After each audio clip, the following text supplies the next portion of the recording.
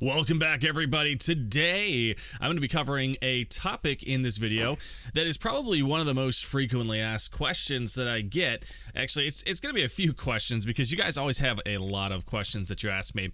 And the questions that I'm going to be answering are, how much does it cost to run a Minecraft server network, and how hard is it to run one? So first of all, I'm going to start by talking about the obvious fact that, if you don't know what a Minecraft server is, well, then you've probably never played on a multiplayer server because they're everywhere. Whether it's a Bedrock Edition server or a Java Edition server, at the end of the day, there's a server running somewhere that is hosting that gameplay. Now, if you guys don't know, you can actually download the vanilla Minecraft server directly from Minecraft, and it will allow you to run your own Minecraft server. So a lot of people will do this. That's kind of like the first videos that if you go to YouTube and you type in how to run a Minecraft server, that's kind of one of the first things that they'll show you is just, go to Minecraft. They're usually very just terrible videos.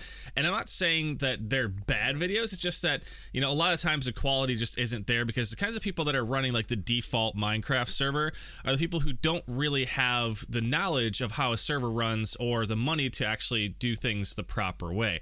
So again, if you download the Minecraft server, you can run it, and it even has like a nice little window to make it easy for you to run. But that's probably the worst thing that you can do. It is the cheapest thing because you just download it and run it on your local computer, but again, it's probably the worst. And here's why. It's because the Minecraft version that you download from Minecraft directly is just a 100% vanilla Minecraft server, and you really can't do any types of modifications to it. There are no plugins or anything like that you can get for it. I mean, technically, you could use the vanilla Minecraft stuff, so you could use command blocks and functions and stuff like that, but that's pretty much as far as you're going to get with it, and there's really not a ton of scalability in there. So then that brings you on to, the second part of the question then. Okay, well, if I don't want to just run a single server and I want to be able to put different plugins and stuff on it, then what are my options? And that kind of brings you along to the next tier of servers. So the first tier is just like the vanilla Minecraft server client, which will work if you just want to have a regular survival world that you and your friends can play in. Then, that is probably the easiest option. The second option is definitely a lot more complex, but it's still also free. And it's free up to a certain point. I'll kind of get there in a second. So the second option is to use a different type of Minecraft server based on a different technology. Now, the Minecraft server that you get from Minecraft.net is obviously the one that they created to make it easy for people, but then there are developers out there who have actually taken the core Minecraft server code and decided, hey, we're going to make this better. We're going to make it scalable. We're going to make it have the ability to add and dynamically remove features. And there are many different forks of that code out there. The most popular, I would say, is definitely Spigot. It's probably one of the most highly used and widely supported versions of Minecraft out there. I mean, there are, Forge. Forge is a different one. There's quite a few different versions as well, but they've all got their pluses and minuses. Most of them I would say are minuses, but there are some times where people want to use a very specific version, and you know what? Feel free to do that. There are also things like Paper, which is built on Spigot, but then even offers even more highly optimization. God, I can't even talk. I need coffee, guys. But you know what? Coffee aside, they are more highly optimized and will allow you to more highly optimize your server for when you scale. But just starting off, you really don't need to get into any of that stuff. If it's just going to be you and a few friends, then the default Spigot server should work perfectly fine. So I'm not going to even go into how to set up Spigot because it's just there's so many videos out there. We don't need another like how to install Spigot and how to set up plugins and permission systems and all that stuff because there's just too many videos out there. But so now we're back to another type of server core, Spigot, and that's the one that we're going to use in this video. And essentially it's the same as the Minecraft server, but it basically runs in a command window. It doesn't have a nice little GUI that lets you easily interact with it. You have to kind of know what you're doing a little bit more, and it's a little bit harder to keep running 24/7 if you don't know the tricks of it. And again, I'm not going to get into that stuff, but just know that Spigot is kind of the next step up. Now, I said it is free up to a certain point, and the reason it's free up to a certain point is because while most of the plugins for it are free, there are a lot of them that can start being paid plugins. Now, you don't need paid plugins. You don't even really need plugins at all. Again, if you just want a survival world with the ability to, go into creative mode, Minecraft already offers that. You could do that with the vanilla server or Spigot. But Spigot then allows you to get different plugins in there, such as some of the things that you see in my videos, like the Vanish plugin or World Edit, which makes it so much easier to do different manipulations of the world and all kinds of fun stuff like that, as well as different admin tools and things like that. The other thing that Spigot will allow you to do is host multiple servers behind a Bungie server. Now, I'm not even going to try to explain what Bungie server is. Just basically know that it's a way for you to run multiple different Minecraft servers on your computer and connect to them without having to, connect to each one individually, like disconnect, change support, go to the new one. It basically allows you to bridge all your servers into one. So Spigot kind of allows that. So now you've already got the ability to bridge multiple servers, which means you can run a network that can expand, add servers, remove servers, and restart a server without kicking everyone completely off. And it provides some really cool features like that. Now, like I said, once you get to a certain point, there's going to be a lot of stuff that you're going to have to configure, and this is definitely not the easiest route to go, because you actually have to start learning about how plugins work, how config files work, what dependencies plugins have, and all kinds of different things like that. Some of these plugins use local databases, some of them require MySQL, so if you don't know what MySQL is, then you're going to have a fun time trying to figure that stuff out. And again, so it does cost a lot of time. So this is still the free option, but it costs a lot of time. Now, if you don't know how any of that stuff works, and you really don't want to know how any of that stuff works, but you still want to be able to use those features, there are hosting companies out there that will basically run the server for you. So you'll log into their control panel, and they'll have the option to add this plugin or add that plugin and do some basic configuration on it. And usually it's pretty easy to do. Some of them suck, some of them are decent, but I mean, nothing's going to be perfect. And so that's kind of getting into the paid tiers now, though, because most hosting companies are not going to do that for free. And if they do, oh man, the servers are just going to be horrible. They're going to lag. They're going to be terrible. And honestly, same can be said for if your network starts to grow. If you start getting, 30, 40, 50 people on a single server, you're probably going to have a very bad time at pretty much any Minecraft hosting company out there. And that's kind of the reason why I ended up having to go to my own data center build, because there was nothing that could keep up with our needs. I mean, we tried contacting companies and we're like, well, here's what we're looking for. This is what we need. And they're like, well, we can't do that. We can't guarantee you that. Or if they could, the prices were just so high that it wasn't even really worth it. And, that's kind of the problem. Is like there's a certain point where you can run your server for free. If you and your friends, if you got 3, 4, 5, 10 friends that want to play together, running a free server on your local home computer is fine. It's a huge security threat, but it's still fine. Now, then you got the next tier up, which is, okay, I don't want to run it on my house. I want to run it somewhere. So then you have to rent a virtual private server or just a dedicated server, and then you have to figure out how that works. And then you have to install everything on there, get it to work.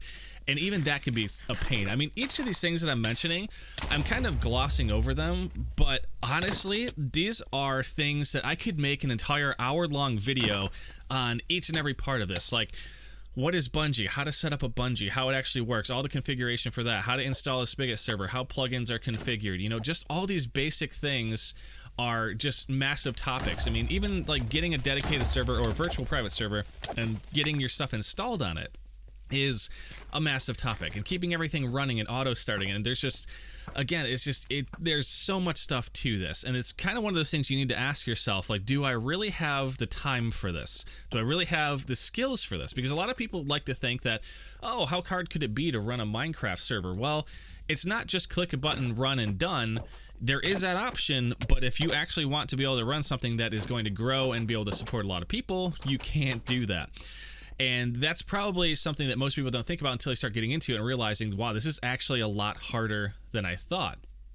And, that's just the server side of things. I mean, that's getting a server running so you can connect to it And that's it. So then obviously the configuration. So if you have plugins on there that'll allow you to ban players and things like that, you're going to need to set up permission groups. You're going to need to set up all kinds of stuff to be able to use those. And it's it takes a lot of time and a lot of work for that. So that's just, again, the server side. Then you have the staffing side. And staffing consists of so many problems, because now you've got players that are losing items, players that get killed by a hacker, players that accidentally fell into lava, chunks that get corrupted, things that get lost, all kinds of duplication glitches. People are duplicating items, stealing stuff. I mean, there's so many things on the staffing side of things that you have to worry about once you start getting players. If players don't get the support, then they're not going to play on your network, and they're going to leave. So besides just being able to run a network, anyone can technically start up and run a Minecraft server, but then you need the people that are around to stop people that are causing issues. If there's somebody in chat being inappropriate, or somebody in the game that just spawn camps someone, is ruining the game for everyone because they're hacking, you need people around there to take control of that and keep your server running in a fashionable manner and in a reasonable amount of time as well, because you need people to be able to get on there, because if not, again, people will just get upset. They're going to be like, well, this server sucks, I'm leaving, and they won't come back because they're like, dude, that is just horrible. They have no staff, there's hackers everywhere, and you know, that is just something that you need to think about. Is like, well, how many friends do I have? How many friends do I have that I trust? You know, a big mistake that I see a lot of server owners make is they will just blindly give someone op, like, oh, you've been pretty helpful, here's op, and all of a sudden the next day they log back in and the server is just completely destroyed. And sometimes it's their fault, sometimes it's not. Sometimes, you know, they were busy and they offered, and someone else offered to help, and maybe they opt them, and then that person turned out to be malicious and destroyed everything. I mean, you never know. And speaking about attacks, I mean, that kind of then leads me into the next thing as well. So obviously you've got the server part, and then you've got the staffing part, and then you also have to deal with attacks. And I'm not just talking about, you know, players getting attacked in games by hackers. I'm talking about like actual hackers trying to get into your servers. And it's happened to me before I patched the glitches. It's happened to huge servers out there as well. I mean, it's basically happened to, I'd say most Minecraft server network owners will experience that at least a time or two in their life, because it's something that if you don't know about the security side of things, the firewall side of things, I mean, it's just one of those things that you're not going to know what to prepare against. You're not even going to know about it until it happens. And you're going to log in one day and be like, what the heck? Everyone has screenshots of me saying in chat that this server was hacked, but I wasn't even on last night. And then you start realizing that there are so many security vulnerabilities within Minecraft itself.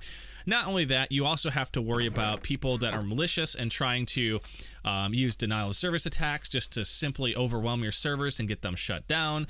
And there's just so many things like that that you need to deal with on a day-to-day basis. That is, it doesn't fall into staffing, it doesn't fall into, you know, running a server. It falls into literally the category of attacks, where people are trying to find vulnerabilities in your server and just take it down. And, you know, so now you've got three things that you need to think about. And then fourth, you need to think about backups. I mean, what happens if your server dies? What happens if your computer dies? What happens if something gets corrupted? Do you know how to fix it? Odds are you've never had to fix a chunk error. You've never had to fix any types of glitches in the game that will cause the server to crash as soon as someone walks into a certain area. And again, that's stuff that takes time, it takes knowledge and understanding that a lot of people just don't have. And I remember those things were some of the problems that would take me days or weeks to try to figure out when I first started off. And like during that time, your server is just terrible because it's constantly crashing, people having all sorts of issues in there, and it doesn't create a good server environment. So how hard is it to run a server? It's very easy. How hard is it to run a scalable server? It gets pretty difficult. How hard is it to run a massive server? It is extremely hard, because again, you have to now think of running the server, backups, maintenance. You have to think about the players, the problems that they have, the staffing. Then you have to concern yourself about cyber attacks and other things like that. And now you've got this massive, more than a full-time job just to maintain everything. And then let alone if you want to start getting into the development side of making your own custom plugins to really create that unique experience, I won't even touch on that, because that's just a whole topic that most people will never, ever, ever want to touch. And again, so how hard is it to run a Minecraft server? It's very, very hard. It really is. And you could go through, you could make the best server in the world, and that doesn't even mean people will play there, because you also need the number 5 thing, which is promotion. If you have no way to promote your server, guess what? You're not going to have good luck getting anyone to play on there. You might be spending tons of money keeping this network running, tons of time, tons of plugins, all that stuff, and guess what? No one plays there because no one knows about you. So, like I said, I could just keep going on and on and on about how hard it is to run a Minecraft server, and it's all stuff that no one really thinks about. So, on to the $1,000,000 question. How much does it cost to run a large Minecraft network, such as the ones that we run? And the average cost of a network is, oh God, it's thousands of dollars a month. Because there's so much stuff that goes on behind the scenes that no one ever thinks about. I mean, besides the server itself, you've got websites that you have to pay for, there's hosting, there's different providers that provide different services. If you have custom plugin development, if you have map making, if you have graphic artists, I mean, there's so much stuff that goes into running networks that just adds up your costs, and it really does cost a lot of money. Now, I'm not saying it costs thousands of dollars to run little Jimmy's Minecraft realm server. I'm saying that it costs as much as you want it to, but remember that as you expand, as you want that quality to go up, it's going to cost more money. You can't run a 1,000-player network on a $50 or $100 a month server. It's just not going to work out. Could you do it? Yeah, you could, but it's just going to lag so bad, it's going to crash. And then you have to think about, like, okay, well, what if that server goes down? Now everything's dead. Then you're like, okay, well, maybe I should have multiple servers, multiple entry points. And again, as you grow, you start learning that you're going to need to scale things up in a manner that if something major happens, you can be covered for that. So how much does it cost to run a Minecraft server? Nothing. It's absolutely free. How much does it cost to run a good Minecraft server? Again, nothing. You could still do that absolutely free on your home computer. But once you get an established community and an established network, you're going to need to expand beyond just your local home computer, not only just for performance reasons, but for security reasons and all kinds of stuff like that. And I hope this video has helped a little bit as to how to run your own server and how much it costs and how hard it really is, because at the end of the day, the hardest part about running a server is the time that it takes to do it. And it's something that no one ever sees. All they know is that, hey, this server is crashing, and they ping you in Discord, and then hours later, days later, you get it back up and running, and the whole time you got people screaming at you like, hey, you're terrible, what the heck, you can't even get this thing working, why is it crashing, you're the worst server in the world. And you might have just spent the last 24 hours straight just sipping coffee, debugging through log entries and all kinds of stuff, trying to figure out why this is happening. You finally get it fixed, and no one ever sees that. Nobody sees the amount of hours that you put in behind the scenes. So that's probably my last point that I'm going to leave you with, is that it's most of the time very thankless. Players have no problems letting you know when they're upset, but they will rarely tell you when they're happy. And I think that's definitely something that you need to consider as well. So again, guys, lots of different topics here. I didn't go into depth with anything because, like I said, this video is already going to be 20 minutes long, and I just told you the basics of running a server network. I didn't even try to talk about the topics. So if this is something that interests you, you really, really want me to go deeper into it, let me know. I probably will never do it just because there's so much to it. I mean, there's a million different ways to do things, and there's just so much stuff that takes up time to get it done. But if it's something that really, really gets enough likes on this video, then maybe I'll try to expand on it a bit. But thank you guys so much for listening. Hopefully you had fun. If you did, hit that like button and subscribe. It really means a lot to see the support from you guys, and I will see you again next time. Have a great day, everybody. Goodbye.